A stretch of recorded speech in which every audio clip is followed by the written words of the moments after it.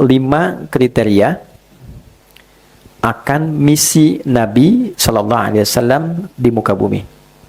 Yang 5 inilah nanti menjadi penentu keberhasilan kita sebagai umat Nabi Muhammad. Nah, jadi kalau ditanya misalnya begini, apakah Anda umat Nabi Muhammad? Kita jawab iya. Nah, terus ditanya buktinya apa? Nah, jadi mesti ada pembuktian ya. Setiap klaim itu kan ada pembuktian. Ayah sayang kepada anak.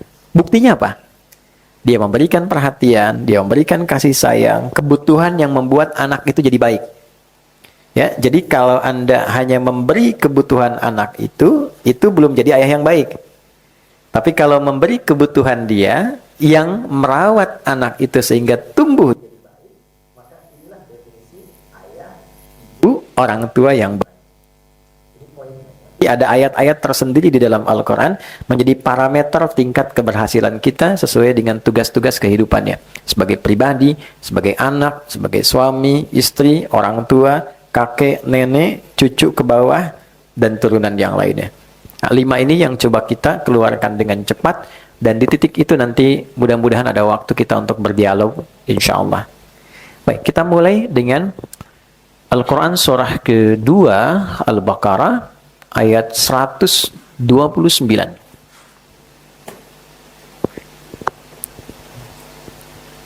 Saya mohon izin berdiri ya, kan?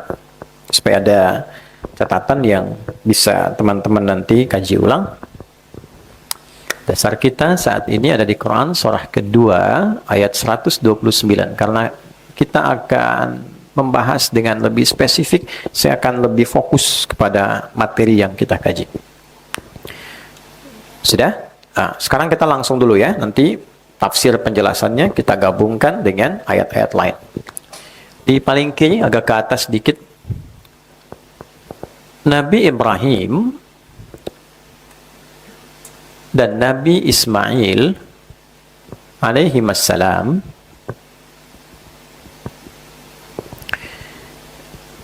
mendapatkan peluang tugas dari Allah untuk meninggikan pondasi Ka'bah yang sempat hancur, terbawa bah atasnya di era Nabi Nuh alaihissalam. Jadi di era Nabi Nuh alaihissalam itu ada banjir besar yang dalam satu keterangan juga menyapu bagian bangunan atas Ka'bah.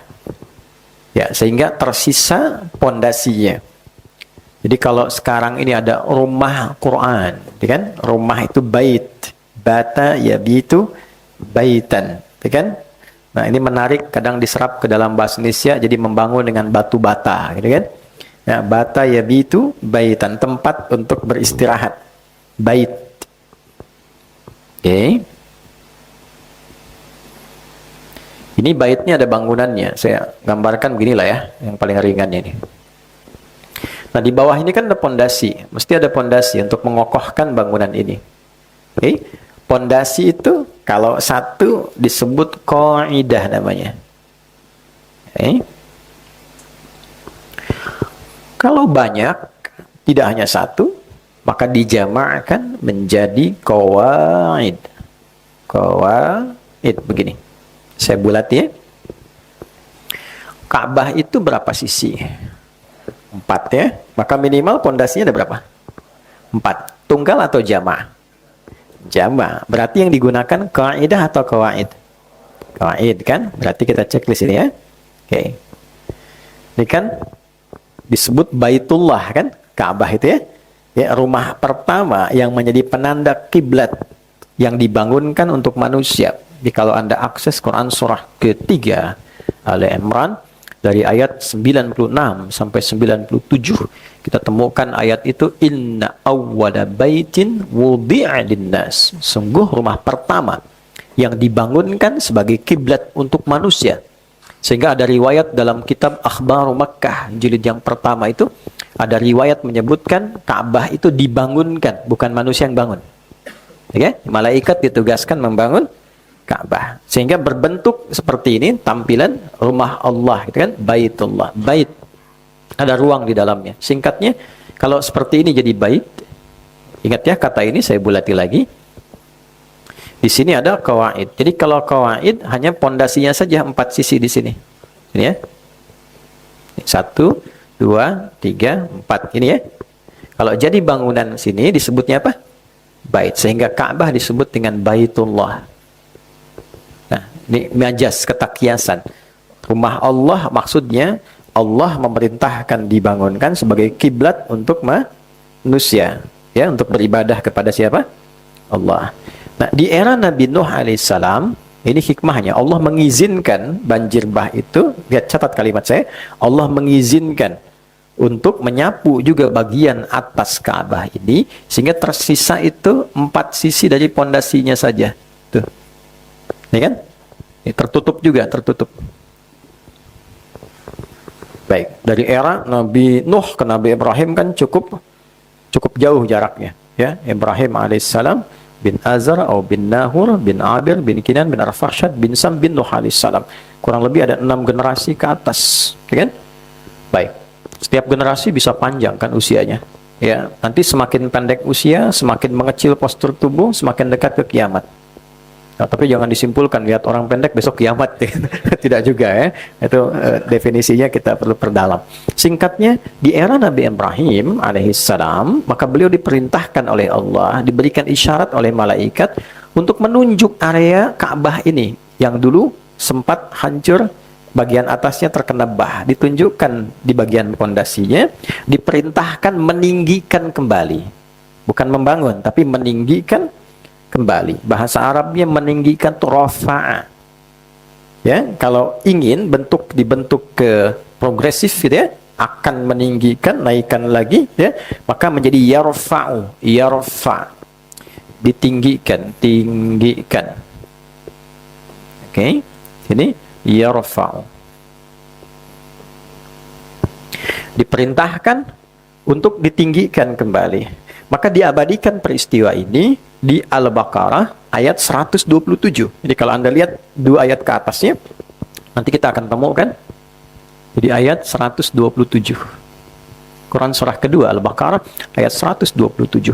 Wa idh yarfa'u. Ada ya? Kita temukan kata yarfa' pertama ya. Wa idh, dan ingatlah. Ingat itu kan mesti ada memori yang masuk sebelumnya. Ada peristiwa, baru kita ingat kan? Oke? Terus saya tanya begini, Mas Billy, ingat gak kemarin kita ketemu? Tapi nggak pernah ketemu kan, gimana mau ingat? Ya kan? Kemarin kan kita nggak ketemu kan? Nah, apa yang mau diingat? Mesti ada peristiwa terdahulu dulu, baru kita ingat kan? Oke?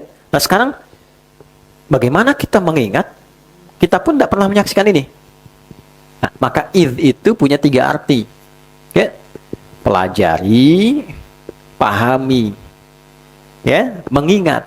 Baru dengan mempelajari, memahami itu, seakan-akan ada rekaman visual dalam pikiran kita untuk mengingat peristiwa dengan pengetahuannya, walaupun tidak mengetahui kejadian saat itu berlangsungnya. Jadi kalau menemukan kata idh, ya, di antara pemaknaannya, coba pelajari, pahami, sampai mengerti. Dengan mengerti itu kita ingat. Ya, dan dengan ingat itu pesannya yang kita bawa, bukan peristiwanya hanya menjadi cerita. Jadi Quran itu tidak ada dorongan cerita sekalipun kisah menjadi dongeng, itu nggak ada. Semuanya pasti ada hikmahnya. Ya, kenapa ada kisah Nabi Yusuf begitu lengkap? Kenapa Nabi Musa begitu detil? Tapi ketika cerita Nabi Soleh cuma sedikit. Ya, ketika cerita Nabi Dzulkifli cuma sedikit namanya aja. Kisahnya nggak detil, pesannya apa? Nah, itu ada temanya tersendiri. Nah, tarik ke sini. Wa idh yarfa'u Ibrahimul qawa'id minal bait. Dan pelajarilah, pahami sampai engkau mengerti. Setelah paham, mengerti, ingat ya nanti hikmah yang terkandung dalam peristiwa ini. Ketika Ibrahim alaihissalam diperintahkan oleh Allah untuk meninggikan kembali. Wa idh yarfa'u Ibrahim, ini qawa'id, ini minal bait. Ketika Nabi Ibrahim diperintahkan oleh Allah untuk meninggikan kembali pondasi Ka'bah yang sempat tersapu bagian bangunannya di era Nabi Nuh alaihissalam. Wa Ismail, dan Ismail. Oke, sekarang saya tanya gini, kenapa Ismailnya diakhirkan? Kan bisa kalimatnya begini, dan ketika Allah perintahkan Ibrahim dan Ismail alaihissalam untuk meninggikan pondasi Ka'bah. Ya, kan bisa begini di luar Quran. Wa idh yarfa'u Ibrahimu wa Ismailul qawaid minal bait. Kenapa tiba-tiba wa idh yarfa'u Ibrahimul qawaid minal bait wa Ismail? Nah, cepat ya, waktunya terbatas. Jadi, kalau disebutkan bersamaan, itu artinya perannya setara, sama. Ya, kalau disebutkan satu terlebih dahulu, yang kedua di belakang, artinya peran utamanya yang pertama ini. Yang belakang tuh ikut-ikut bantu. Oke? Nah, jadi sebetulnya yang diperintahkan itu Nabi Ibrahim. Anaknya ini masih belia, belum balik loh waktu itu. Ya, ada menyebutkan sekitar 3-4 tahun. Tapi saking merasanya kasih ayah kepada beliau dalam perjalanan hidupnya, jadi ketika ayah dapat tugas, itu punya rasa ingin bantu. Ingin bantu. Jadi begitu anak ayahnya diperintahkan, anaknya pengen bantu, padahal masih kecil, masih belia. Sehingga dalam fikih keluarga, dibawa ini sebagai pesan moral yang sangat tinggi. Bagaimana seorang anak bisa punya kasih yang dalam kepada ayah, sampai pekerjaan ayah pun dia ingin hadir membantunya. Maka pesan moralnya, berikan perhatian kepada anak, sehingga dengan perhatian itu muncul rasa dari anak untuk peduli terhadap beban yang diamanahkan pada orang tuanya. Jadi poinnya, ya, makanya Nabi Ibrahim kan viral. Kenapa disebut Ibrahim? Ada dua makna kan? Ya, Abraham atau Abram itu punya dua arti. Satu, ada yang mengartikan sang petualang, sang pelintas yang melintasi berbagai daerah untuk bertugas. Ada yang mengartikan dari Abun Rahim. Ibrahim Abun Rahim, bapak yang penuh kasih. Saking kasihnya, anak lahir diperintahkan untuk berdomisili di Mekah yang masih gersang, biwadin ghairi dzi zar'in inda baitikal muharram. Bayangkan, untuk mengapresiasi pengorbanan ayah ini, turun surat dengan namanya langsung, Ibrahim. Kalau Anda akses di ayat 37 itu menarik tuh. Ya, ketika ditinggalkan di tempat gersang, ini baru lahir, masih merah, dengan ibundanya disimpan satu tempat dan ditinggalkan. Perintah Allah begitu. Tapi bukan ditinggal saja. Beliau di Palestina, anak di Mekah. Itu setiap pertumbuhannya, teman-teman, sesibuk apapun. Anda bayangkan, beliau nabi, rasul, seorang ayah, punya tugas mencari nafkah, tapi tidak melupakan perhatian pada anak. Itu masih menyeberang untuk melihat anak saya tumbuh bagaimana. Seperti apa asinya. Ada masalah asi, dapat dari mana airnya. Dengan siapa bergaulnya. Sampai kelak mau nikah pun masih diberikan arahan. Nah, rasa itu yang membuat Ismail itu punya kedalaman untuk bisa merasakan beban ayah. Tarik ke kehidupan kita nih. Ya, sehebat apa sih figur ayah sekarang? Sesibuk apa sih? Nabi bukan juga kan? Maaf ya, gitu kan? Kan belum naik status jadi Khalilullah kan, kekasih Allah gitu. Nah, sesibuk apa dan apa yang mau dicari? Kan kita nyari sesuatu di luar itu untuk ke dalam kan? Nah, di titik ini kita mesti ingat, dan ingat loh ya, jangan sampai kesibukanmu sebagai seorang ayah membuat lupa dengan pertumbuhan anakmu, sehingga anak itu nggak kenal figur ayahnya. Yang paling luar biasa berbahayanya, jangankan merasakan beban, kenal pun tidak gitu. Ya, lebih kenal tetangganya, temannya dibandingkan ayahnya, figurnya hilang.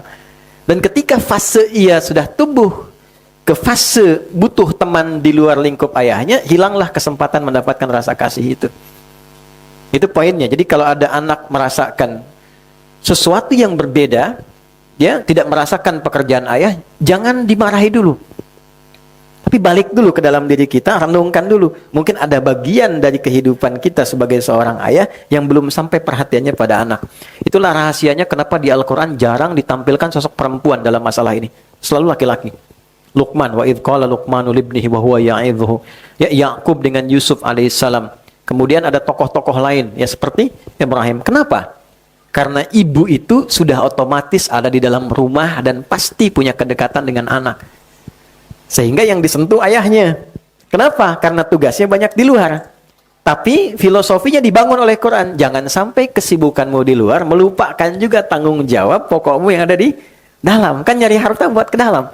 Jangan sampai hartanya dapat, tapi yang di dalam tidak terawat. Itu poinnya.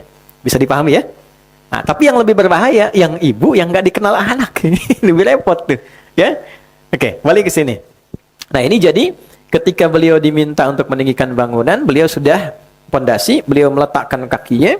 Pijakan pertamanya untuk bisa meninggikan itu lagi disebut makom namanya. Pijakan pertama untuk mengerjakan sesuatu yang terhormat. Ya, dan itu nanti menjadi jejak kehidupan.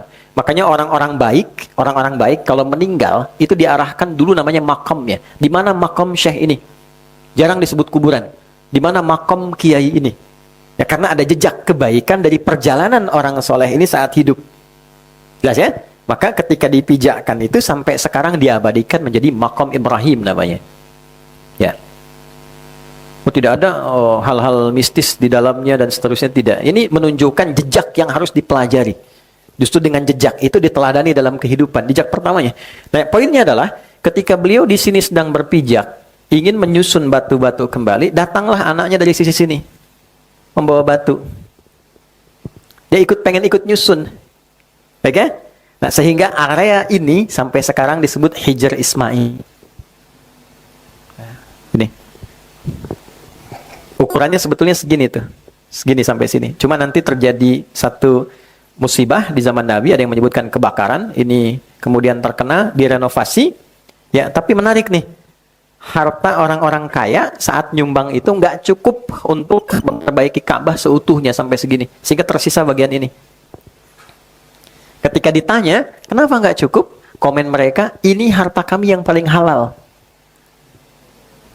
Oke, bayang? Wah, jadi yang bermasalah, yang kaya-kaya, gitu kan? Di waktu itu mengeluarkan ternyata saking banyaknya harta. Tapi kalau sedekah itu keluar yang sedikit. Ya, ditanya kenapa? Karena ini yang paling halal. Makanya ada ungkapan kekinian, kalau ada orang kaya, gitu kan? Tapi sedekahnya sedikit, nah itu yang halal. Gitu. Ini sanadnya kan ya. Oke, ini kembali ke sini ya. Tapi akhirnya bukan berarti nggak bisa punya kemampuan kan untuk diselesaikan. Hikmahnya apa? Hikmahnya jika ada orang yang menginginkan sholat di dalam area Ka'bah dan terbatas karena hukum dunia di dalamnya, dia bisa mendapatkan kesempatan sholat di area sini. Itulah barakahnya Nabi Ismail. Sini. Jelas? Kan hukum dunia berlaku ya, pemimpin aja yang masuk ke dalam pakai tangga khusus kan. Maka Allah buka. Di rumah Allah semua punya kesempatan yang sama. Maka orang yang sholat di area ini sama dengan sholat di dalam masuk areanya. Singkatnya, ditinggikan ini, selesai kemudian jadi kembali. Maka berdoalah di samping Ka'bah itu. Doanya ada 3. Ayat 127, 128, kemudian 129. Doa ini bisa teman-teman gunakan kalau misal lagi bangun rumah jadi. Bangun rumah, menempati rumah baru. Boleh berdoa ini, pakai doa ini. Sampai 128. 128. Dah? Wa idh yarfa'u Ibrahimul qawa'ida minal baiti wa Ismail. Rabbana taqabbal minna innaka antas sami'ul alim. Ya Allah, mohon terima amal kami dalam membangun sampai jadi ini. Aku yakin hanya Engkau yang maha mendengar dan menerima doa yang aku sampaikan ini. Jadi kalau bangun sesuatu yang baik, apapun itu jadi bentuk bangunan doa, ya Allah, mohon terima ini sebagai niat hamba untuk beribadah di tempat ini. Lalu yang 128-nya, Rabbana waj'alna muslimaini laka wa min dzurriyyatina ummatan muslimatan lak wa arina manasikana wa tub alaina innaka antat tawwabur. Ini ada makna jauhnya yang sangat dalam sekali. Tadi kan saya bicara tafsir dan takwil, ini ilmunya nggak mudah. Kalau tafsir itu melihat yang tampak, takwil itu yang terdalam. Yukhrijul hayya minal mayyit, menghidupkan dari yang mati jadi hidup. Tafsir, telur jadi ayam. Tidak ada apa-apa, berproses, tiba-tiba jadi ayam. Ya, itu tafsir namanya. Tapi kalau kita katakan yang belum ada iman hidup dengan imannya, itu takwil namanya. Setelah rumahnya jadi, diisi, kita berdoa, ya Allah, mohon jadikan setiap penghuni rumah ini, aku, keluargaku, menjadikan rumah ini sebagai tempat yang membuat kami menjadi hamba yang baik. Dan kalau kami salah, bimbing setiap anggota di rumah ini untuk memperbaiki diri dengan bertobat kepadamu sehingga kembali jadi baik. Dan mohon tunjukkan kami upaya menjadi orang baik dari tempat yang rumah telah selesai kami bangun ini. Itu diantara doa yang bisa teman-teman kemudian terapkan dalam kehidupan kekinian. Nah, pokoknya saya langsung ke ayat 129. Perhatikan baik-baik. Rabbana wab'ats fihim rasulan minhum yatlu 'alaihim ayatika, satu, wa yu'allimuhumul kitaba, dua, wal hikmah, tiga, wa yuzakkihim, empat, innaka antal azizul hakim. Ada? Oke. Saya dulu pernah titipkan Mas Dimas ya, paket untuk buku Quran itu ya. Ada, nanti dibagi aja. Supaya nanti pas kajian bisa buka sambil lihat ya. Nanti ditandain. Kalau ditandain nanti saya tugasin menghafal pertemuan berikutnya. Nah, passwordnya masuk sini, tes dulu tuh. Oke. Rabbana wab'ats fihim rasulan minhum. Ya Allah, mohon engkau berkenan mengutus rasul terbaik itu. Jadi begini, nama Nabi Muhammad itu sudah viral di semua rasul yang pernah bertugas di bumi. Akan datang rasul terakhir, paling hebat, paling mulia, mencakup semua mukjizat nabi-nabi sebelumnya, ya kan? Dan akan menjadi rasul sampai akhir zaman. Rasul terbaik. Nah, Nabi Ibrahim, Nabi Ismail berdoa, ya Allah, karena ini rasul terbaik, rasul paling istimewa, maka kami mohon lahirkan ia di tempat yang istimewa ini. Di lahirnya pun di tempat yang istimewa, di samping Ka'bah. Dan tidak ada yang lahir di samping Ka'bah, di dekat area Ka'bah, di lingkungan orang hidup dekat Ka'bah, kecuali Nabi Muhammad SAW. Jadi kalau teman-teman umrah atau haji ya, kalau di sini ada area Green Zamzam itu, sini ada Safwa, ada area kecil ke belakang sini, masuk ke sini, kemudian ini ke Aziziyah, jalan. Ini ada Bukit Jabal Qubais, ini atasnya Istana Raja, ini sumber. Dari sini bisa belok, dari sini ke arah kanan, berarti lurus sini, ya sampai ujung. Kemudian di sini ada gate 26, 27-nya gate Nabi. Di sini gate Ali, ini Babus Salam. Babus Salam tuh pintunya begitu keluar, ini rumah kediamannya sahabat Abbas. Di sini antara ini dengan ini ada satu tiang lampu tinggi sendiri. Di sini ada jembatan cirinya sampai ke sini naik ke gate ini. Nah, ini tiang lampu ini yang paling tinggi, ini rumahnya Abu Jahal dulu. Ya, sini. Kita tarik dari sini garis lurus ke sini, kurang lebih ada 150 meter. Di atasnya ada satu bukit, bukitnya cerah. Sini ada bangunan warna krem. Ini ada toran air di sini satu lagi warna biru. Ini siapa? Ini ada kipas angin 35 dari sini ke sini. Saya udah hitung. Kalau 36 berarti nambah satu, ada yang baru tuh. Oke, nah sini ini area ada perbaikan, di sini ada toilet, ini ada sofa, di sini marwah. Nah, ini rumah Nabi dulu. Nabi lahir di sini. Ya, jadi kalau ditarik garis lurus dari Hajar Aswad, tarik ketemunya ke sini nih, ke Babus Salam. Makanya kalau nanti sunnahnya kalau sudah selesai renovasi, kalau dari sini tembusnya langsung ke sofa, langsung ke sini Hajar Aswad. Jadi nggak muter-muter. Oke?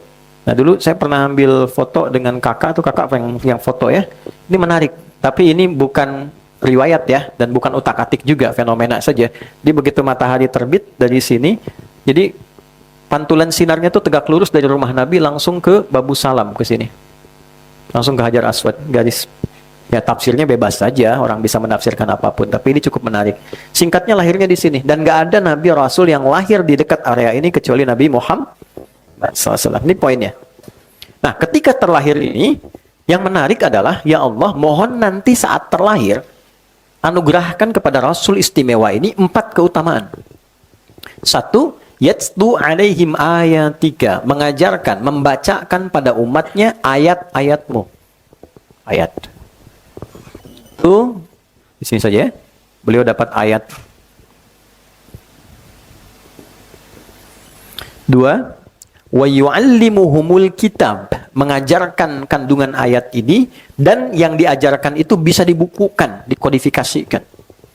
Ya, jadi mengajarkan panduan hidup, ajarkan panduan yang terkodifikasi, terbukukan. 3, wal hikmah, mengajarkan hikmah dari ajaran ini. Apa maknanya, apa esensinya. Yang keempat, wa yuzakkihim, menyucikan, membersihkan hati umatnya. Bersih hati. Ya, jadi saat sekarang masih jagalah hati, dulu sudah bersih hati. Oke? Innaka antal azizul hakim. Aku berkeyakinan kuat bahwa hanya engkau yang perkasa mewujudkan itu dan maha bijak untuk memilih siapa nabi yang terbaik itu. paham sampai di sini? Sampai sini? Jelas ya? Baik. Kita lanjutkan. Doa itu kemudian terkabul. Terkabulnya kurang lebih. Walaupun ada perbedaan riwayat, 29 sampai 30 generasi setelah itu. Satu generasinya itu bisa ada yang 1000 tahun gitu. Ya, bisa ada yang ratusan tahun. Itu 30 generasi. Setelah itu terkabul. Lahirlah Nabi Muhammad sallallahu alaihi wasallam. Diurut Muhammad SAW bin Abdullah bin Abdul Muttalib bin Hashim bin Abdul Manaf bin Qusay bin Murrah bin Kilab bin Ka'ab bin Ghalib bin Fihr bin Malik bin Nadar bin Kinana bin Khuzaimah bin Mudrikah bin Ilyas bin Nidar bin Mudar bin Ma'ad bin Adnan bin Addi bin Adri bin Muqawwam bin Nahur bin Tarikh bin Ya'rub bin Yasjub bin Nabit bin Ismail alaihissalam bin Ibrahim alaihissalam. 30 generasi. Coba ulangi. 30. Baru dijawab. Ya. Nabi loh, bayangkan loh ya. Nabi Ibrahim kan kekasih Allah tuh. Wattakhadallahu Ibrahim khalila, kekasih Allah, dekat sama Allah, luar biasa solehnya. Nabi Ismail demikian, sangat disayangi Allah, disebut gulamun halim. Dua orang Nabi Rasul tersayang berdoa, dijawabnya 30 generasi setelahnya. Ya, kita bukan Nabi, bukan Rasul, belum punya status itu, doa pengen nuntut dijawab sekarang gitu. Nah, maka Allah tahu yang terbaik, kapan waktu yang pas menjawab doa kita sesuai dengan kemampuan kita untuk menerima jawaban doa itu. Itu poinnya. Maka ketika lahir Nabi Rasul itu dijawab oleh Allah, jawabannya turun di Quran surah kedua, surah yang sama. Ayatnya 151, paling kanan, agak sedikit ke bawah, ke tengah dikit ya. Quran surah 2 ayat 151. Anda bisa compare, bisa bandingkan dengan ayat 129. Yang berdoa, gini lihat, perhatikan gaya bahasa antara berdoa dengan menjawab doa. Berdoanya, Rabbana waba'ath fihim rasulam minhum. Dijawab oleh Allah, kama arsalna fikum rasulam minkum. Rabbana wab'ath fihim rasulam minhum. Kama arsalna fikum rasulam minkum. Sebagaimana dulu pernah berdoa orang tuamu, ya kan? Nabi Ibrahim, Nabi Ismail, aku kabulkan doa itu dengan menetapkan seorang Rasul terhebat, terbaik, istimewa dari komunitas orang yang berkehidupan dekat Ka'bah. Doanya dikabulkan. Jadi ini prinsip untuk menunjukkan tidak ada doa yang tidak terkabul sepanjang itu baik. Ya, tidak ada doa yang tidak terkabul sepanjang itu baik. Itu ada di Quran surah kedua ayat 186, itu aturannya. Wa idza sa'alaka 'ibadi fa inni qarib ujibu da'watad da'i idza da'an. Jadi kalau hambaku berdoa itu pasti aku akan kabulkan. Pasti. Ya falyastajibu li wal yu'minu bi la'allahum yarshudun.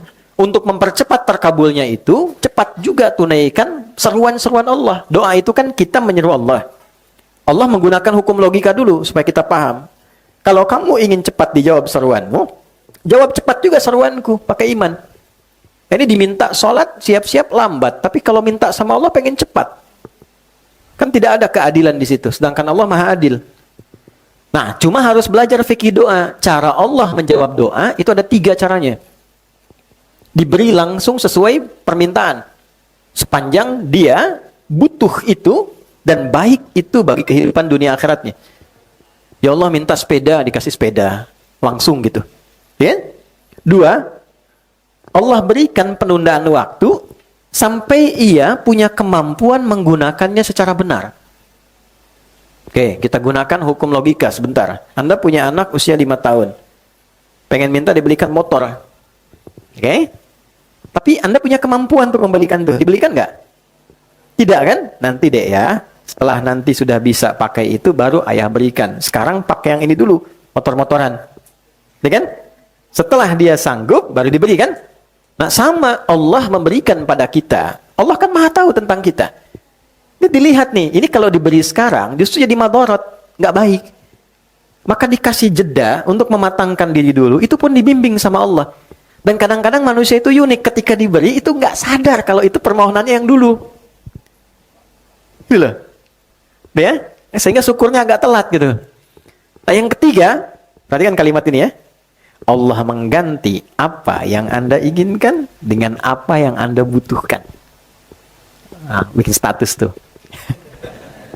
Allah mengganti apa yang kita inginkan dengan apa yang kita butuhkan. Anak sakit, minta ke ayah. Ayah pengen jeruk. Terus kata dokter, dicek nih jeruk gak bagus, yang cocok nih apel katanya. Ya kan? Diberikan apel, dia nangis dulu kan, gak mau, pengennya jeruk kan. Terus Anda bilang gak apa-apa, nah ini apel rasa jeruk gitu kan. Saya dikasih tahu. Ya, dipaksa dulu kan, itu yang terbaik untuk dia. Kadang kita minta sesuatu, dikasihnya lain. Sebetulnya itu jawaban doa juga.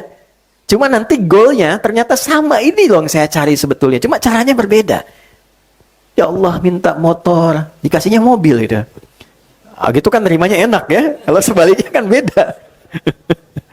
Nah, ini balik sih. Nanti itu ada bab itu. Jadi saya biasanya kalau kasih materi biasanya di kumpulan teman-teman pebisnis apa itu. Nah itu fikih rezeki dahulukan tuh ya sebelum mencarinya. Sebab kalau orang tidak tahu fikih rezekinya, ya kemudian dipaksakan mencari dulu, biasanya rasanya itu kurang dalam dan kekecewaan itu seringkali muncul dalam ikhtiar. Balik sini. Maka dikabulkanlah kemudian ini dengan bahasa yang indah. Satu, kama arsalna fikum rasulan minkum yatlu alaikum ayatina. Dikonfirmasi, dijawab, aku beri tugas untuk menyampaikan ayat. Dapat ayat. Karena itu semua yang diterima Nabi Muhammad SAW disebutnya ayat. Nabi Muhammad dapat Al-Quran. Ada surat pertama namanya surat apa? Al-Fatihah. Berapa ayat? 7. Al-Baqarah berapa ayat? Selalu ayat kan? Ayat. Pertanyaannya, apa itu ayat? Tanda. Apa itu tanda? Ayat. Oke. Tanda itu ada 3. Satu, alamat. Alamat dari bahasa apa? Arab. Alamat itu tanda yang mendekatkan pada tujuan. Di mana alamatnya rumah Quran Musawarah. Di bla bla bla ini diakses cepat sampai ke tujuan. Tidak tahu, putar-putar dulu. Itu alamat. Kedua, ada namanya wasmun. Ya, wasmun bisa dihilangkan wawunya, disimpan ke belakang jadi samatun atau diganti taknya jadi alif di depannya, ismun. Nah, diterjemahkan dengan nama. Kenapa nama disebut dengan ismun? Menjadi tanda. Dia menjadi tanda yang membedakan antara satu dengan yang lainnya. Mas Dimas, ini yang nengok. Mas Dude, itu yang nengok. Ya kan? Untuk membedakan dua ini, bagaimana bisa membedakan kedua ini entitasnya? Maka diberikan nama di dalamnya. Jika dipanggil A, membedakan dengan yang lain. Tapi di dalam itu pun indahnya Islam, itu masih memberikan pedoman. Berikan nama yang baik, supaya kehormatannya terjaga.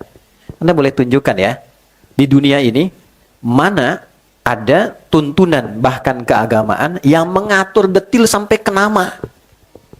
Islam tuh sampai begitunya. Kayak di Islam itu, Nabi pernah memberikan gambaran, mengarahkan beberapa sahabat, mengganti nama-namanya, yang kurang layak untuk maslahatnya. Ya, makanya cek namanya ya. Nah, nama itu bagian dari doa dan menentukan bagian dari jalan kehidupan. Ya, makanya kalau beri nama, cari nama-nama yang terbaik sehingga di dunia bagus, di akhirat dipanggilnya itu menyenangkan. Saat dipanggil di hari kiamat, kan? Nah, makanya jangan jadi candaan ya. Jangan jadi nah, cari yang terbaik. Hati, ya ada 9 nama yang kalau ketemu itu langsung ganti. Nah, 9 nama setan tuh ada 9 nama. Di Tanah Kusir bulan depan kita bahas materi namanya fikih setan. Belum pernah dibahas kan ya? Iya kan, kalau tahu jalan yang baik aja nggak pernah dengar tahu kerikil lubangnya bisa terpleset tuh. Nah, balik sini. Satu ayat. Ayat itu yang ketiga adalah tanda yang menjadikan seorang hamba lebih dekat dengan Tuhan. Ayat. Maknanya cuma satu. Tanda yang menjadikan seorang hamba merasa lebih dekat dengan Allah, dengan Tuhan. Itu ayat. Makanya kenapa teman-teman setiap baca Quran itu merasa lebih dekat dengan Allah. Sensasinya beda. Anda dengan dengar Quran saja sudah merasa terkoneksi. Lain rasanya. Ya. Minuna alladzina idza dzukirallahu wajilat qulubuhum wa idza tuliyat alaihim ayatuhu zadathum imana wa ala rabbihim yatawakkalun. Insan beriman itu bisa mengecek keadaan imannya. Salah satu parameternya dengan mendengar sebutan Allah. Jika diperdengarkan, ada konfirmasi di hatinya, ada getaran. Getaran ini beda. Ada getaran kasih, getaran khawatir, ini getaran iman beda. Makanya setiap hari disebutkan 5 kali nama Allah. Diperdengarkan di telinga. Adzan. Allahu Akbar, langsung ada rasa kan? Ya? Nah itu getaran iman. Wa idza tuliyat alaihim ayatuhu ayat. Dan jika dibacakan padanya ayat-ayat Allah, zadathum imana, ya, bertambah keimanannya, wa ala rabbihim yatawakkalun, dan semakin terbangun hubungan kedekatan dengan Allah Subhanahu wa ini mau diganti atau mic-nya tetap ganti? Bismillah. Oke, baik.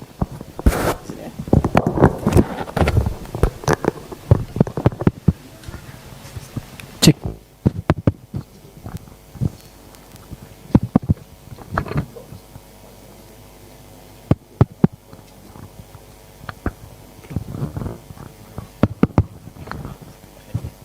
Bismillah, cek, haram hukumnya, cek.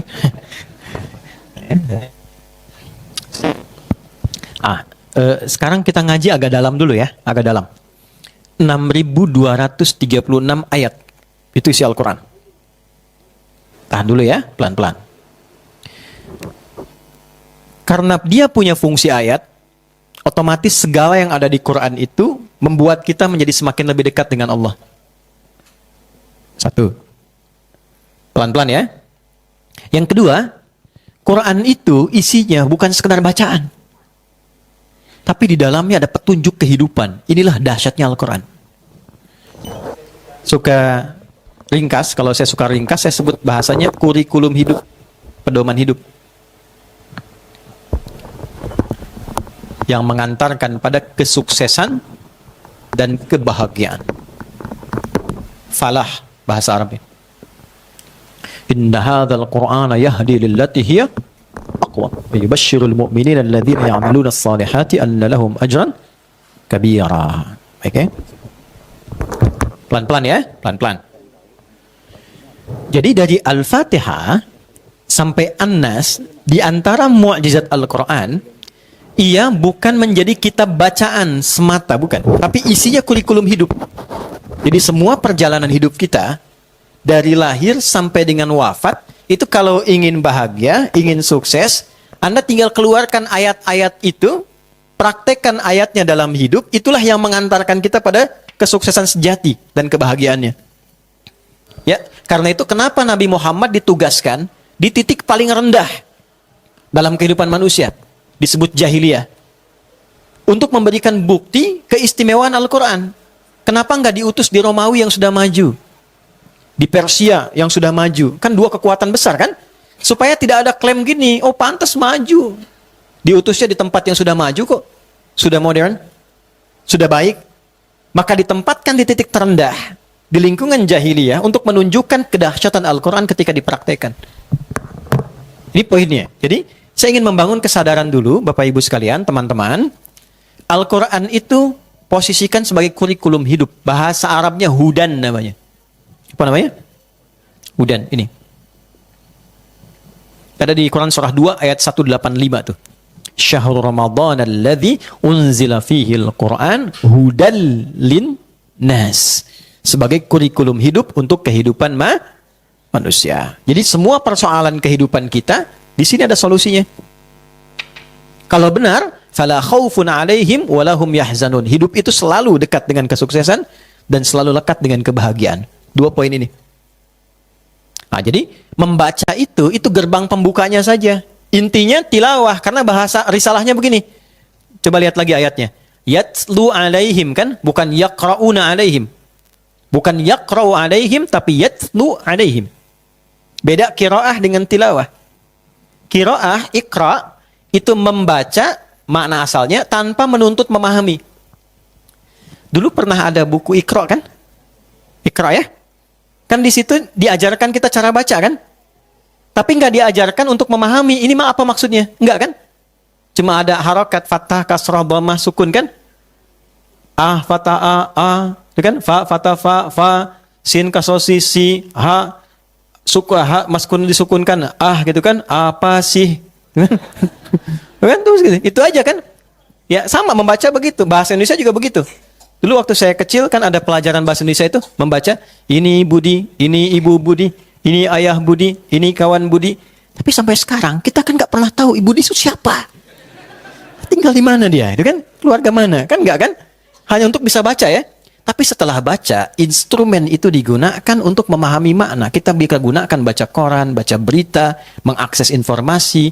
Nah, Quran begitu. Cara kita memahami, mengakses disebut dengan tilawah. Nah, pelan-pelan ya. Jadi singkatnya begini. Di setiap aktivitas kehidupan, di bidang apapun, kalau ingin sukses, ingin bahagia yang sejati, ini ada kurikulum kehidupan yang Allah langsung berikan sebagai tanda kasihnya bagi kita, yaitu Al-Quran. Satu itu dulu. Nah, yang kedua, pertanyaannya adalah, dari setiap ragam kesuksesan yang telah diraih dengan petunjuk ini, berapa yang sudah mendekatkan diri kita pada Allah? Itu. Nah, ini ciri umat Nabi di sini. Ciri dasarnya berinteraksi dengan Quran. Ciri keduanya menggunakan Quran sebagai panduan kehidupan. Ciri ketiganya, dijadikanlah hasil dari panduan itu untuk mendekatkan diri pada Allah. 3 ini. Nah, sekarang tolong muhasabah, koreksi, sampai kita berkehidupan dengan usia saat ini. Dari bagian pertama saja, berapa yang sudah kita tampilkan? 1, interaksi dengan Al-Quran. Hari ini udah ngaji belum? Kemarin ngaji enggak? Dan Quran ini akan menentukan dunia dan akhirat kita. Orang pertama masuk surga, yang diminta itu konfirmasi Qurannya. Iqra waqar. Silahkan baca bacaan Quran yang biasa engkau baca saat di dunia. Fa inna akhira qiraatika akhiru manzilatika fil jannah. Akhir bacaanmu itulah akhir tempatmu di surga. Tuh, kita dipaksa untuk mendapatkan kebaikan dari Quran ini, diminta untuk baca. Dikonfirmasikan. 1 dulu tuh. Coba dicek ya. Sayang nggak sama Nabi kita? Sayang ya? Saya tanya gini, kalau ada orang yang paling kita sayangi, terus kirim surat sama kita, mau dibaca nggak? Sekali atau 2 kali? Berkali-kali. Semakin rindu atau semakin, sekali aja baca suratnya gitu? Rindu kan? Bahkan nunggu lagi kan? Nah, katanya sayang sama Nabi. Cinta sama Nabi. Itu kan? Nabi kirim surat pada kita yang dititipkan oleh Allah. Allah titipkan lewat Nabi Muhammad untuk disampaikan. Kita dapat sekarang suratnya. Nah, pembuktian kasih sayang itu berapa banyak kita buktikan untuk membaca surat-surat itu dalam kehidupan kita. Itu poin dulu. Nah, jadi identitas Nabi Muhammad itu ya sebagai seorang rasul, seorang nabi diberikan sifat melekat kepadanya. Sekaligus menunjukkan identitas umatnya. Jadi bisa diketahui ini umat Nabi Muhammad, salah satu cirinya dengan adanya interaksi umat ini dengan Al-Quran. Ini. Oke. Kalau ada yang mewariskan warisan istimewa, penting, nilainya berharga, pengen nggak dapat? Bukan cuma pengen, kadang ada yang rebutan kan? Gitu ya? Baik. Nabi mewariskan Al-Quran dalam kehidupan. Taraktu fikum ma in tamassaktum bihima lan tadilu abada. Aku wariskan 2 pusaka. Kalau engkau jaga 2 itu, nggak akan pernah susah hidupmu. Warisan pertamanya kitabullah, Al-Quran. Nggak akan susah hidupnya. Nah, ini adik-adik nih yang belajar, yang betul belajarnya. Kalau benar Qurannya itu hadir dalam jiwa, ini jaminan Nabi nih, nggak akan susah hidupnya. Semua ahli Quran tuh nggak ada yang susah. Apapun profesinya. Nggak ada istilahnya minta-minta di dunia itu, nggak ada. Nah, Quran sudah hadir dalam dirinya kok. Nah, ini poinnya 1 nih. Ya, jadi ini ciri umat Nabi yang pertama. Yang kedua, mohon izin ya teman-teman. Ada keinginan mengeluarkan pedoman Quran supaya dibawa dalam hidup. Dan indahnya, semua aktivitas kita ada di sini nih. Tinggal keluarkan ayatnya. Misal nih, teman-teman nih apa aktivitasnya nih? Jangan aktivitas dulu ya, identitasnya dulu nih. Sebagai anak, apa ayat-ayat yang terkait dengan anak nih? Keluarkan. Dari mulai merawatnya, mendidiknya, mengarahkannya, karakter anak itu dibentuk luar biasa. Di Quran itu dijelaskan tahapan-tahapannya. Dari pertumbuhan dalam rahim, begitu melahirkan apa yang cocok, saat tumbuh bagaimana. Itu ayatnya ada semua. Nah, kadang-kadang begini ya, mohon maaf pada para ibu ya. Kadang ibu berharap anaknya menjadi soleh, tapi panduan soleh itu nggak diikutin. Atau nggak diakses gitu. Saya pengen anak saya jadi anak yang soleh. Bagaimana mengeluarkan anak itu, panduannya menjadi soleh, nah petunjuknya sudah Allah sampaikan di Quran. Soleh itu kan menggabungkan 4 kan? Sehat fisiknya namanya thayyib, sehat sifatnya namanya khair, sehat perilakunya namanya ma'ruf, dan dikerjakan karena Allah, dekat dengan Allah namanya ihsan. Kalau digabungkan 4 ini, thayyib, khair, ma'ruf, ya, itu ihsan, 4 digabungkan namanya soleh. Makanya semua orang tua kalau berharap ingin anaknya jadi soleh. Itu ada di Quran surah 7 ayat 189. Ya, da'awallaha rabbahuma la in ataitana salihah lanakunanna minasyakirin. Sejak mulai mengandung sudah berdoa sama Allah pengen anak yang soleh. Nah itu ya, itu contoh. Sekarang jadi suami, jadi istri, pernah nggak dikeluarkan ayat tentang suami, ayat tentang istri, ayat tentang ayah dan ibu? Kenapa di Quran ada panggilan bunai? Selalu tuh, kalau sudah dipanggil bunai, pasti anaknya manggil ayahnya abati. Selalu begitu. Tentang pekerjaan. Yang berbisnis, pernah nggak mengeluarkan ayat-ayat bisnis di Quran? Yang di birokrasi, pernah nggak mengeluarkan ayat-ayat birokratis dalam Quran? Kalau mau simple, keluarkan petunjuknya, susah kan? Dari aksesnya itu, keluarkan sekarang petunjuknya yang sudah disusun oleh para ulama. Ada namanya kitab Jami'. Bukan Jami'. Imam Al-Bukhari mengeluarkan tema-tema Quran dan disusun menjadi 97 tema. Ya, lalu diberikan judul, tema A, tema B, di bawahnya subtema, ayat Qurannya apa, hadisnya apa di bawahnya. Kalau perlu penjelasan diberikan komentar singkat. Maka beliau beri nama Al-Jami As-Sahih Al-Musnad Al-Mukhtasar min umuri Rasulillah sallallahu alaihi wasallam wa sunanihi wa ayyamihi. Nah, coba ulangi, Pak. Karena panjang sering kita singkat jadi Sahih Al-Bukhari. Itu kitab Jami. Ini adalah kumpulan tema yang aku akses dari hadis-hadis Nabi yang sahih, aku cari sanad validasi kesahihannya. Dan aku temukan aktivitas keseharian Nabi yang mampu aku akses. Berdasarkan keterangan-keterangan dari ayat Quran, hadisnya, lalu praktek kehidupannya. Yang belajar misalnya ada Kitabul Ilmi, topik tentang ilmu. Dari mulai cara menghafal, cara belajar, waktunya kapan ada. Di topik ketiga. Yang bertanya tentang iman, kenapa iman saya naik turun. Kalau sedang naik semangat, kalau turun malas. Ada Kitabul Iman, topik kedua. Yang di pemerintahan tuh Mas Primus ada di Sahih Muslim, Kitabul Imarah tuh. Ada beberapa hadis di dalamnya, kan? Yang di bisnis tuh, Mas Ipo dan kawan-kawan ada Kitabul Buyu', ya, kitab tentang bisnis. Dan nggak ada orang pakai kurikulum ini, bisnisnya kembali modal tuh nggak ada. Nggak ada balik modal, selalu balik untung. Selalu balik untung. Menarik gitu. Ya, dan semua aspek yang di keluarga, ya, teman-teman tuh, bagaimana hubungan di keluarga, diajarin dari mulai persoalan di dalam karakter suami kalau punya masalah begini dengan ibu mertua, ayah mertua, mungkin dengan ipar, macam-macam ada semua turunannya. Itu menarik tuh. Nah, inilah yang disebut ayat. Nah, puncaknya ketika kita mengerjakan aktivitas itu, sejauh mana aktivitas ini membangun kedekatan kita dengan Allah ini. Jadi ibu merawat anak.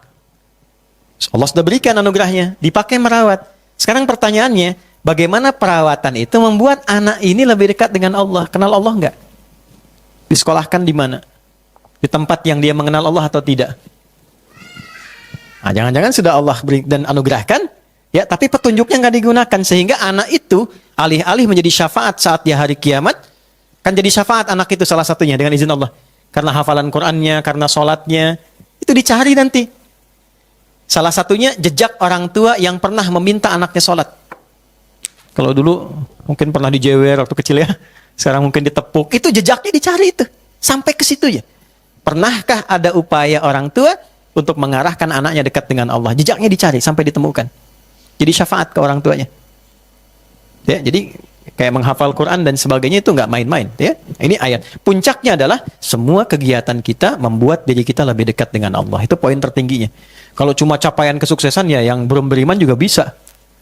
Kalau sukses berbisnis sampai kaya, jangankan kita yang belum punya iman kaya juga. Kalau kedudukan yang lain punya kedudukan juga. Nah, pembedanya apa? Pembeda imannya. Kedudukan itu membuat diri kita semakin dekat dengan Allah. Kekayaan itu membuat kita paham cara menggunakannya berdasarkan petunjuk Allah. Itulah ayat. Nah, fungsi Nabi menjelaskan itu. Menjelaskan ini dalam kehidupannya, maka muncul yang kedua. Ya, wa yu'allimuhumul kitab, yang doa ini. Ajaran panduan. Sudah? Oke, tapi ditempatkan oleh Al-Quran pada tempat ketiga. Yang keduanya, ini, yang 4 dinaikkan kedua. Lihat jawaban ayat 151 ya, teman. Fokus. Kama arsalna fikum rasulam minkum yatslu alaikum ayatina wa yuzakkikum. Fokus ini ya. Permintaan Nabi Ibrahim dan Nabi Ismail itu urutan nomor 4, wa yuzakkikum. Tapi ketika dijawab oleh Allah, diurutkan jadi nomor 2. Ada? Membimbing umatnya supaya hatinya bersih. Makanya dari situ kita mendapatkan pelajaran tazkiyatun nafas. Jadi umat Nabi Muhammad itu ciri yang kedua, bersih hatinya.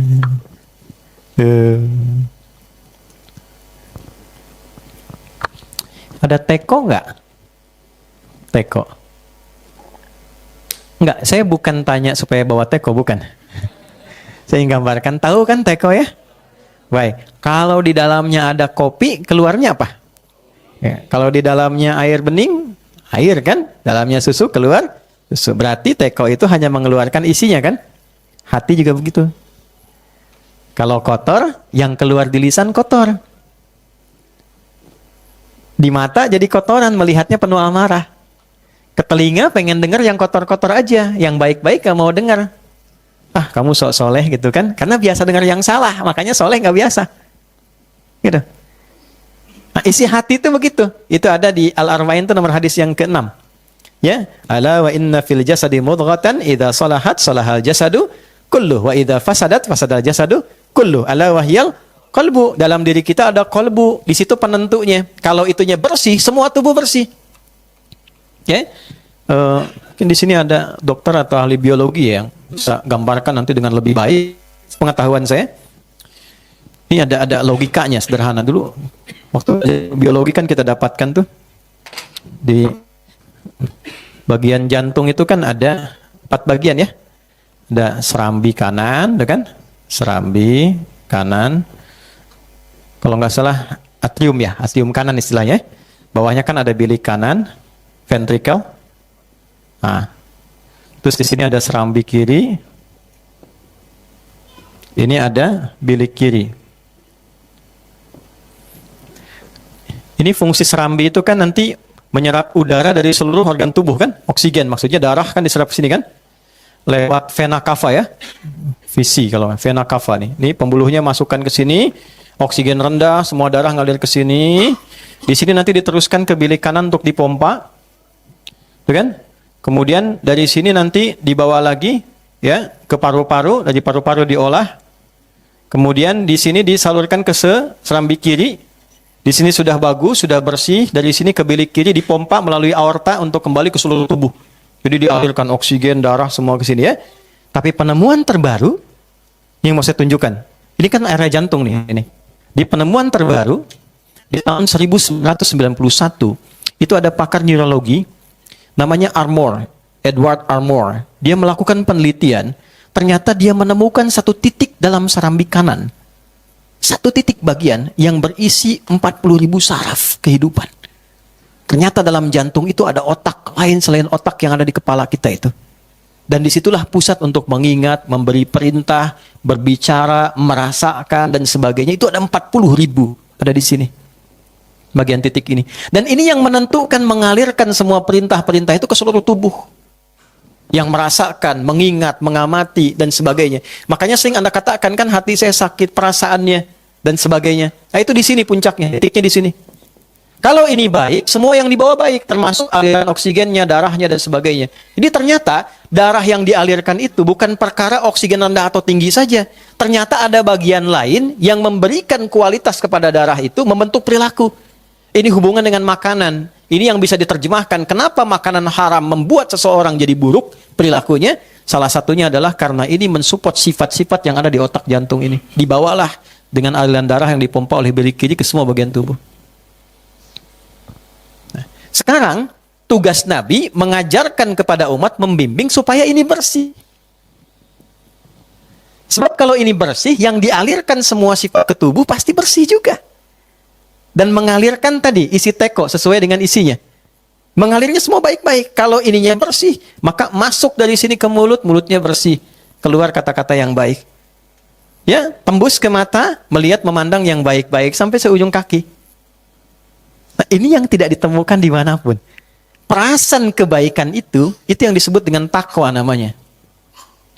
Wa nafsi wa ma sawwaha fa'alhamaha fujuraha wa taqwaha. Makanya sering teman-teman dapatkan kalau Nabi kasih nasihat pasti tingkatkan takwa. Tingkatkan takwa, gitu kan? Coba Nabi pernah kasih nasihat ke salah satu sahabat, diabadikan di Al-Arba'in nomor hadis ke-18 tuh.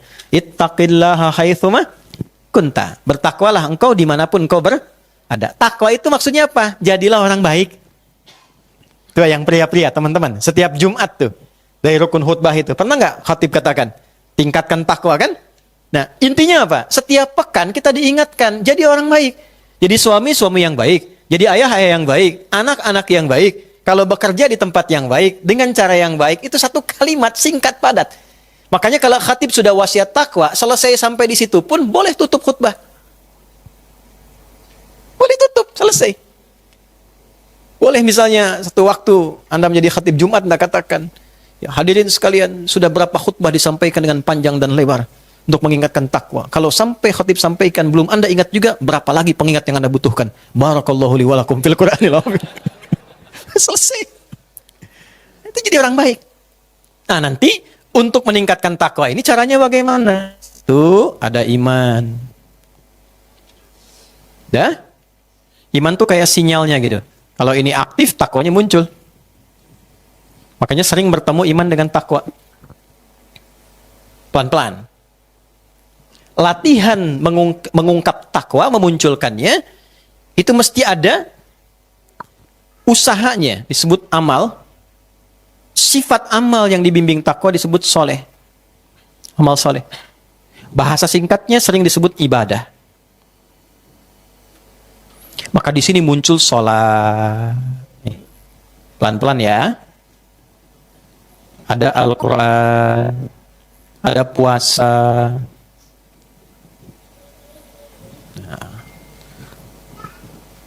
Pelan-pelan. Gak apa-apa, kalau ini saya senang. Kalau ayahnya baru masalah. Biarkan anak dengan dunianya. Kecuali kalau Mas Dude bolak-balik sini, ya, nah itu saya tanda tanya itu. Balik sini ya, pelan-pelan ya, pelan-pelan. Oke. Jadi ternyata ketika kita diminta sholat kan dibimbing Nabi kan? Nabi mengajari kita sholat kan? Sampai pentingnya sholat, itu Nabi sangat ketat. Ada sahabat baru selesai sholat, kata Nabi, kamu belum sholat, ulangi lagi. Saking ketatnya. Nah sekarang hikmahnya apa? Kenapa diminta seperti itu dengan ketat? Ternyata sholat itu salah satu jalan untuk membuat kita menjadi lebih baik. Supaya hatinya bersih. Ya, kan kita hafal ayatnya tuh. Biasanya awalnya tidak hafal, tengahnya hafal, ujungnya lupa. Ya, ini tengahnya. Innas sholata tanha 'anil fahsya wa munkar. Ingat kan? Awalnya lupa. Oke, berikan saya 7 menit ya, sebentar ya. Nyambungkan. Ini sholat. Jadi fungsi sholat itu mencegah sumber keburukan. Sumber kekotoran itu cuma 2. Kalau bukan fahsya, itu mungkar. Fahsya, keburukan yang bersumber dari syahwat. Kata-kata kotor, jorok, zina, porno aksi, pornografi, LGBT, itu fahsya. Mungkar, perbuatan yang diingkari hati. Maaf, sumbernya nafsu perut dan akal. Menipu, merampok, mencela, ya, membunuh dan lain-lain yang kotor-kotor yang hati ingkari, itu mungkar. Itu 2 aja. Nah, kalau ini bisa kita cegah, tepis, maka yang muncul lawannya. Ketika itu hilang, yang bersih muncul ini. Nah, sholat itu hikmahnya dari mulai takbir sampai salam melatih kita supaya mengirim sinyal ke hati supaya bersih. Kalau sudah bersih, semua bagian tubuh jadi baik. Jelas sampai sini? Baik. Itulah sebabnya kenapa mengajarkan kepada kita dari Nabi supaya ayo jaga sholat, sekeluarga sholat, anak sholat, dari kecil sholat, supaya anak tumbuh jadi orang baik. Pertanyaannya, dari sekian kita hidup sampai saat ini, berapa semangat kita menjaga sholat sehingga layak kita disebut sebagai umat Nabi? Yang dikonfirmasi oleh Nabi itu pertama sholatnya dulu. Al-farqu bainal mu'min wal kafir tarkus sholat. Perbedaan orang beriman dengan belum beriman itu ada pada sholatnya. Baik, saya cepat ya, saya selesaikan. Kurang lebih 6 menit kita selesai. Ini 3, wal hikmah. Kalau mau benar belajar hikmahnya. Sholat ada bacaannya, Allahu Akbar, bacaan. Ada gerakannya, tangan diangkat sejajar dengan bahu. Ada hikmahnya yang terakhir. Kenapa tangannya begini? Kenapa diletakkan di sini? Kenapa kakinya dilebarkan selebar bahu? Kenapa tidak rapat begini? Kenapa nggak terlalu lebar? Ini ada maknanya. Kalau kita bawa itu dalam kehidupan, dipraktekkan dalam hidup, makna-makna itu membimbing kita berkehidupan untuk mengantarkan pada kesuksesan dan kebahagiaan tadi. Nah, sekarang pertanyaannya, dari 3 ini seringkali yang dibahas 2. Bacaannya apa, caranya bagaimana. Dan seringkali uniknya sering ribut pada masalah cara. Antara yang kunut dengan yang tidak, ribut. Antara yang sujudnya pakai telapak tangan atau lutut, sibuk. Sementara dua-duanya nggak paham, kenapa mesti kunut misalnya. Sunnah. Kenapa turunnya dengan ini? Itu ada maknanya semua. Bisa kebayang nggak, teman-teman? Ada orang diajarkan oleh Nabi tentang cara berdiri, dipakai dalam hidup, jadi orang kaya yang pernah hidup di bumi. Yang valuasi hartanya pernah dihitung, dengan kurs sekarang, itu 14.000 triliun. Belajar dari berdiri. Itulah Abdurrahman bin Auf. Jadi semua dalam Islam itu ada artinya. Nggak ujuk-ujuk begini. Sholat begitu aja, tidak. Ada maknanya. Puasa, ada saum, ada siam. Dari namanya aja sudah ada artinya. Kenapa sholat? Kenapa puasa disebutkan siam? Kenapa yang biasa saum? Itu ada artinya. Nah, jadi 3 bagian ini sudah, ayat sudah, bersih hati sudah, hikmah. Kemudian yang keempat, kama arsalna fikum rasulan minkum yatlu alaikum ayatina wa yuzakkikum wa yuallimukumul kitab wal hikmah.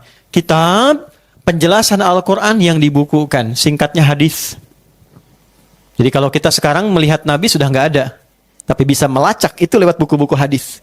Dari mulai fisik Nabi bagaimana, jalan Nabi seperti apa, bicara Nabi bagaimana, kalau jadi suami seperti apa di rumahnya, bukunya udah ada semua. Bahkan sekarang sudah online. Kan sekarang sudah digital. Kalau sudah digital, sudah bisa diakses, masuk ke handphone, belum mau belajar juga dengan cara apa lagi difasilitasi. Yang terakhir, nah ini yang paling penting, ini jarang dibahas nih. Ya. Wa yu'allimukum ma lam takunu ta'lamun. Sifat umat Nabi itu diajari kebaruan-kebaruan dalam kehidupan. Bahasa kerennya kreatif dan inovatif. Ciri umat Nabi Muhammad itu kreatif. So punya inovasi baru. Ya, jadi kalau belajar yang dipelajari tajwid, tapi belajar dengan inovasi yang baru sehingga belajarnya menyenangkan, nyaman. Bisnis punya kreativitas. Kalau orang sudah dapatkan ini, cari peluang yang lain, inovasinya bagus. Itu umat Nabi itu. Makanya umat Nabi itu selalu maju. Ya, dalam berbagai aspek. Nah, ini 5 ini saya tutup kemudian dengan kalimat begini. Setiap 12 Rabiul Awal, umat Islam pada umumnya berupaya untuk mengingat kembali, memperingati kembali tentang lahirnya Nabi. Tapi di antara sekian yang memperingati itu, berapa yang mempelajari misi utama Nabi itu sehingga benar-benar menjadi umat Nabi yang seutuhnya.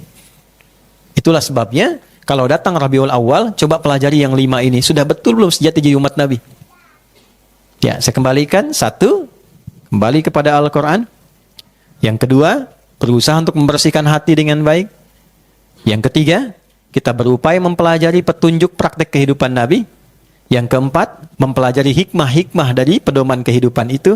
Dan yang kelima, selalu kreatif, berinovasi, menjalani kehidupan dengan dasar-dasar yang dituntun dari petunjuk Nabi SAW.